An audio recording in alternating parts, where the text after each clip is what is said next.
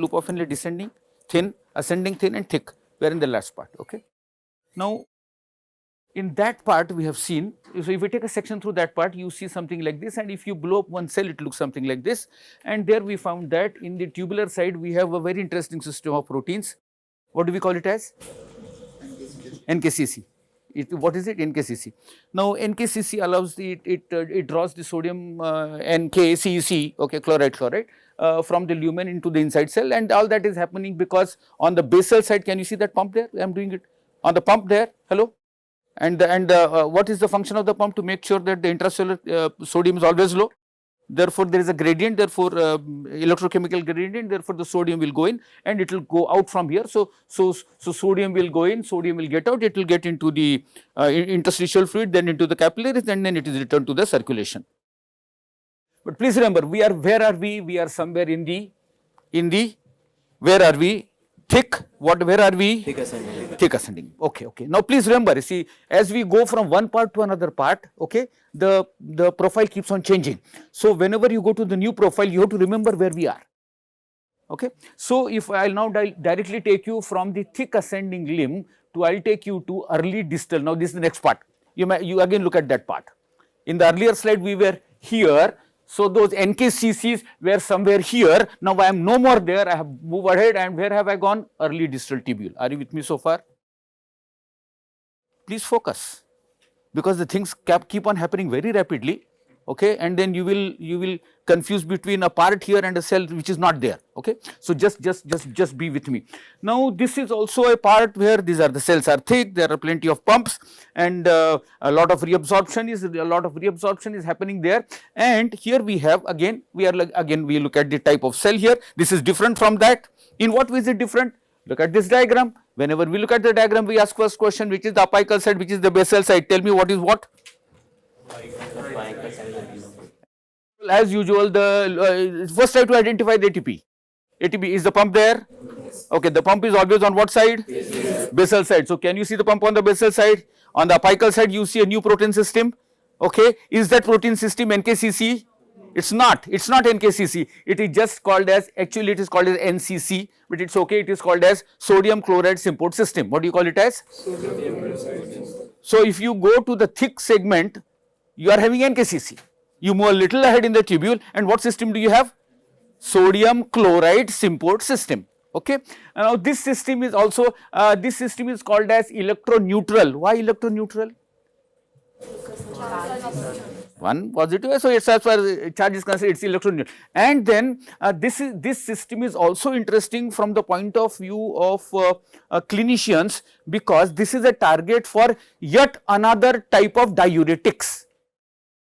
The moment I use the word diuretics, what does it mean? It is a drug which is given to the high blood patients. It is supposed to act on the kidney and bring about the increase in the formation of urine.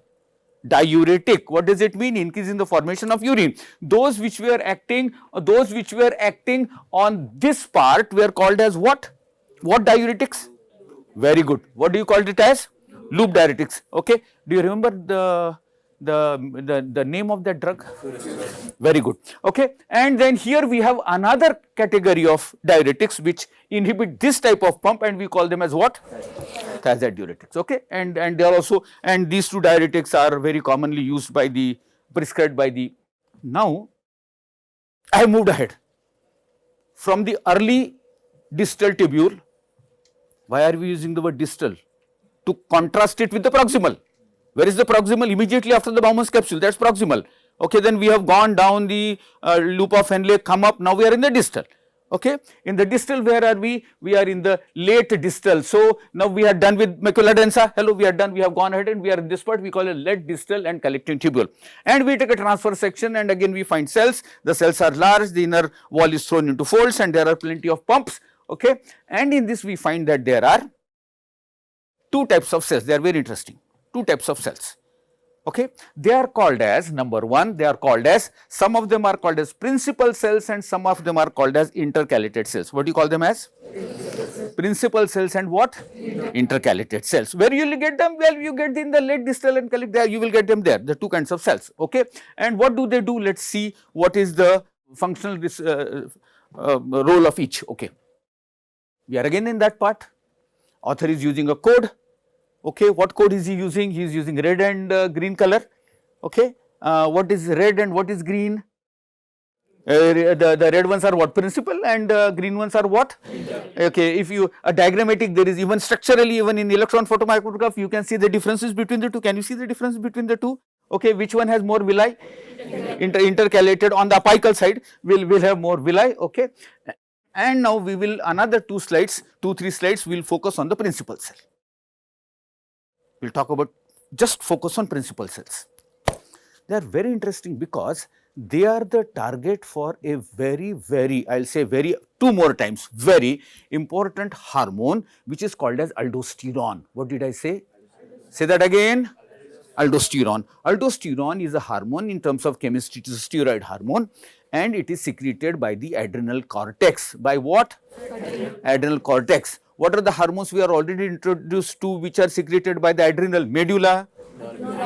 Okay. And then adrenal cortex? Aldosterone. There are several of them, but let us just talk of aldosterone. So, aldosterone is a hormone that is secreted by the adrenal cortex, and it has many targets, and one of its target is the principal cell. Okay. So, we know the hormone, which is we know the source. It will of course get into the blood. Okay. And it will look for its receptor wherever it is, and it will find its receptor in the principal cell, and it will change the physiology of the principal cell. In what way will it change the physiology of the principal cell is an interesting question, and we will try to answer it. This is again a typical cell. I just want you to forget everything, just look at the pump again. Hello. So, this is the basal side, the blood is somewhere here, the capillary is here, done. Okay. So, there is a pump here, okay, and here on the apical side there is yet another kind of system, yet another kind of protein whose function is again to take in sodium. Sodium is so important that the nature has provided different types of protein systems in different segments of the nephrons whose function is to facilitate the influx of what? Sodium. In this particular case, the protein system that is provided on the apical side, where the urine is actually flowing, is called as ENaC, epithelial sodium chloride channel. E stands for what? Epithelial. Say that again. ENaC. What do you call it as? ENaC. What do you call it as? ENaC. ENaC is a system of proteins. Okay. So, this cell has again, I will not talk to you, I will ignore this for the time being. I am just focusing on this which is always there, and on the apical side this system of proteins. Now, this system of proteins looks something like this. There are 6 domains which go up and down and called as epithelial sodium channel. Okay. Now, let us try to link up the 2 points. Aldosterone, okay, secreted by the adrenal cortex. It has plenty of receptors in the principal cells, and when aldosterone combines with its receptor in the principal cell, that complex, that receptor plus aldosterone, now aldosterone has activated that protein system, that receptor is normally sitting in the cytoplasm of this cell. Once it is activated, once it combines with its ligand, the ligand is aldosterone. Once it combines with that, then that complex which then moves from the cytoplasm into the cell, from the cytoplasm into the nucleus. In the nucleus it combines with its promoter and brings about generation of several transcription factors. Are you with me? Those transcription factors eventually greatly stimulate this and this. Now, what do I mean by greatly stimulate this and this? I simply mean is, before aldosterone came, I will take arbitrary numbers. Before aldosterone came, there were 1000 ATP molecules, not ATP molecules, that ATPase system. Are you with me? That system which is running the pump. How many were there initially? 1000. Okay. Under the influence of aldosterone, now there are 5000. Got the message loud and clear? What aldosterone is doing to the cell? It is just so the capability of the cell to generate the pump, okay, is increased, number 1, and number 2, the same thing also applies to what? NAC. So, whatever the number of molecules which are there in the plasma membrane on the apical side, Okay, ENAC molecules which we have seen there, they are those ENAC molecules, the number of those molecules. So the entire protein machinery in the cell, okay, which will finally give rise to ENAC molecules, which go and then sit in the apical membrane and the ATP system, which they are all upregulated under the influence of what? Under the influence of aldosterone. Therefore, I hope you appreciate as to why the yes. How does it enter the cell? How does it? How does aldosterone enter the cell? Any suggestions, clues? It's a steroid. It's a steroid. It's a steroid. Had it been epinephrine, norepinephrine, peptide hormone, okay, they would have hard time entering. Therefore, the cell will provide the receptor right on the surface. Oh, this is a very nice slide. Tells us a lot. What it tells us is there is a MR. What is this MR? It is called as mineralocorticoid receptor. Mineralocorticoid receptor. Aldosterone is also called as mineralocorticoid receptor. Why mineral? Because it is facilitating sodium. Therefore, mineral. Corticoid because it is coming from adrenal cortex. Receptor because it is a receptor. So, what does MR stand for? What does MR stand for? Mineralocorticoid receptor. Okay, where is it? It is in the cytoplasm of the principal cell. Okay, and what does the blue dot? There are what does, there are two blue dots. Can you see those two blue dots? Yes or no? What does each blue dot represent? Aldosterone. So actually, what happens is there is a receptor here. There is a receptor here. Aldosterone will come. What has happened? Dimerization has happened. Once it is dimer, that dimer will enter from the cytoplasm into the nucleus, and then it will activate number of genes. And one of the thing that it does is, already in the cytoplasm there are vesicles, and sitting on those vesicles are ENAC proteins. Are those ENAC proteins really functional? No. Why? Because they are in the cytoplasm. But under the influence of those new transcription factors which have come, those vesicles are now trafficked and they are taken as far as the plasma membrane. They are inserted on the plasma membrane on apical side or basal side? Apical side. Very good. They are in the apical side. Now suddenly ENAC is available and ENAC can function. It can take in the sodium ions, and this is the pump on the basal side, etc., etc. I hope you appreciate the mechanism. Okay. A basic link is missing. Yeah, go ahead with your question first. It looks like before there was something named as spironolactone which was found. Why do you want to go into that? Okay. Spironolactone is a drug. Okay, and that drug inhibits the action of aldosterone. What is the action of aldosterone? To pick up sodium. Okay, now picking up lot of sodium is not a very good idea for a heart patient. Therefore, for heart patient we have different tools. One is furosemide, one is thiazide. Okay, and one aim is to inhibit the pump. How do you inhibit the pump? By using a drug called as what? Okay.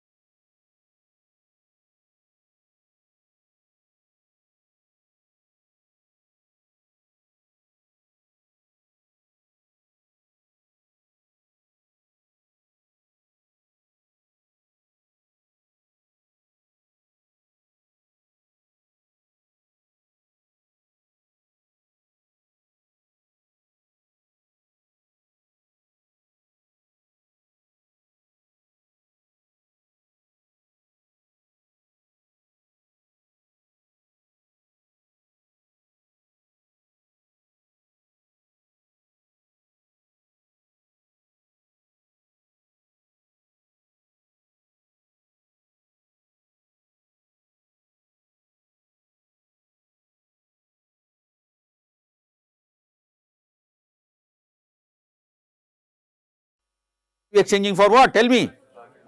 Huh? Tell me what's there? Bicarbonate and so anion exchanger. Is that simple? Anion exchanger. Now I want you to remember the anion exchanger term. I will tell you why. This term will repeatedly hit us when we go back to studying the circulatory system and focus on the function of RBC. Same, AE1, same, this same protein system which is sitting here, okay. You will encounter this protein system again when we go to and another very interesting function there. Function is the same there. It is anion exchanger, which means what? It will do what? It will take the bicarbonate here, it will take the chloride ions there. Do the chloride ions stay there? They keep on circulating, and here is what? Here is what? Crystal structure of how amazing these proteins are. Now we are going to this part, and now I am ready for almost the last part of the collecting duct. Yeah. So why do, like, instead of having a hydrogen pump to send out hydrogen, why is it there like a sodium hydrogen atom? Like it was there in the proximal convoluted. I didn't understand. Could you please? The proximal convoluted tubule. Proximal convoluted tubule. Okay. Like to secrete hydrogen and reabsorb bicarbonate, there was a system there, right? At that stage, Yeah. Why is it the same system being used here? Because that was using ATP and that takes in sodium and sends out. I mean that, okay, I have forgotten. Can you refresh me what the system was doing in proximal convoluted tubule? There was a sodium hydrogen antipode, and on the basal side there was a bicarbonate sodium sympode. Okay. So similar system? Yeah, but that didn't use ATP, so why? Here. Okay. Here the gradient is not in favor of hydrogen ions. Means what? If you don't apply any energy, hydrogen ion just won't go from here to there. Therefore, why would cell use ATP at any given point? Because you want to do work. Okay. So if you so at that and at earlier stage, I do not know. It might be there might be a problem with the pH, but I do not know that. I can't comment on that. But here the hydrogen ion needs to go against the gradient. There is maybe already there is too much hydrogen ions, maybe there is already too much positive ion there. For some reason, it is just not possible for the hydrogen ion to go on its own or go by some antipode system. You have to give energy. Therefore, I think ATP is given. I don't know I have really answered your question, but I'll talk about it. Now comes a very interesting part, the medulla, the part of the tubula in the medulla of the kidney.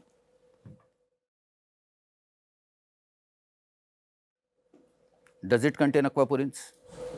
Yes. It does. Does it contain aquaporins? Yes. It does. But whereas the aquaporins which were present in the proximal convoluted tubule, earlier part, aquaporins were present in the basal as well apical membrane. This I did not tell you earlier, I am telling you now.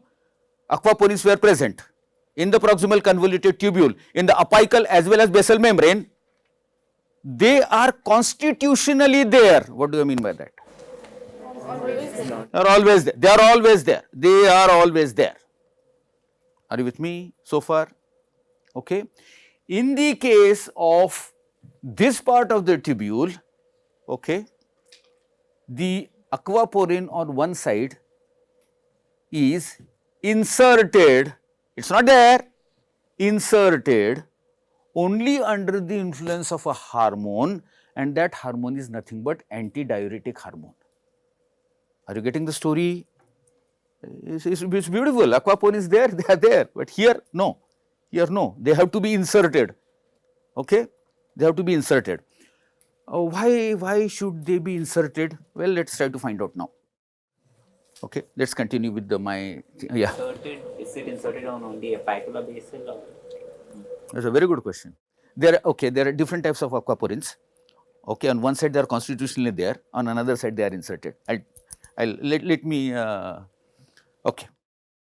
You remember we had that slide, you know, where we started, we had the Bowman's capsule, and from there we had the proximal convoluted, and we had divided into 5 sections, and we had collected samples at each stage, and we had said that glucose is absorbed all across. So now what we are doing is we are collecting the sample here, all along at different intervals, and we are plotting their concentrations and comparing with what? Comparing with what the filter at the level of Bowman's capsule, and whatever sodium, potassium, whatever, I will call it as 1 the moment it is filtered in the Bowman's capsule. And then I find that by the time I go from the, and then I'll take the samples different, I find that what do just this part of the graph tell you? That the 3 things, what are they? Glucose, proteins and amino acids, what are they? They are completely absorbed by the time the fluid is done with the proximal, it's completely absorbed. Okay, what about bicarbonate? Well, it comes, there's some bicarbonate is still being excreted. If you see the potassium and sodium, it's almost one, concentration is same. Why is concentration same? We answered this question in that lecture. Very good, very good, very good. Okay.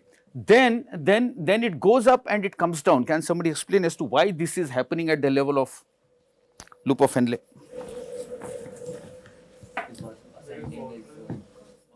Water. What is the answer? The answer is water. The answer is water. Okay. And then what is happening to the things like what is this molecule? Can you please read for me? Creatinine. It is coming from what? Creatine, phosphocreatine. Okay. And are we interested in retaining this molecule? No, we want to get rid of. So look at creatinine. Okay, it goes up and up and up and up. Okay. In case of kidney failure, this will come down, which means creatine is being retained in the blood, which is a reflection of kidney not doing its function properly. Now I am going to answer that question. Why aldosterone is being secreted? I left you with that question, you remember? Okay. The answer to that question lies in the hormone angiotensin II.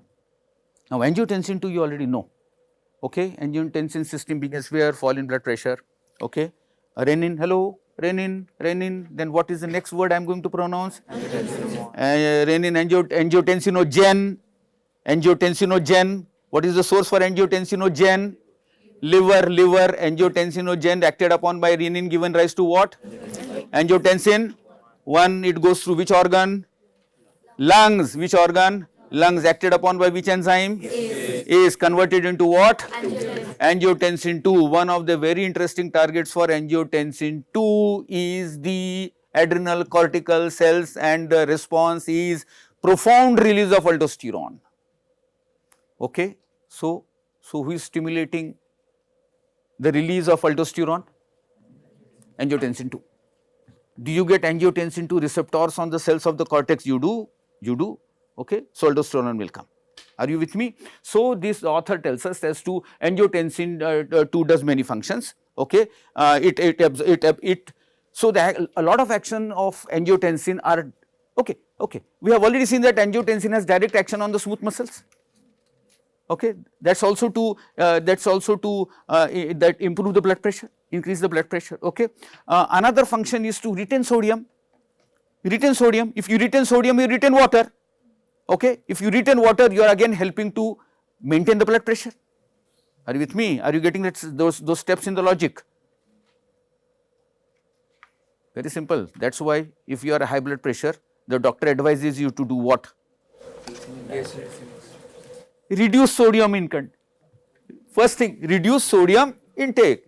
The doctor will tell you while you are taking food, whatever salt comes, it's okay, but you don't take more.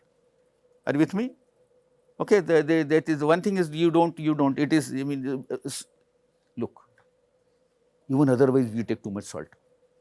On sugar, let us not comment. Okay, so here we are, the read for me here, angiotensin II stimulates aldosterone secretion, which in turn increases sodium. Now this function of angiotensin II is slightly I will not use the complicated, I will use the word interesting. Okay, it's interesting.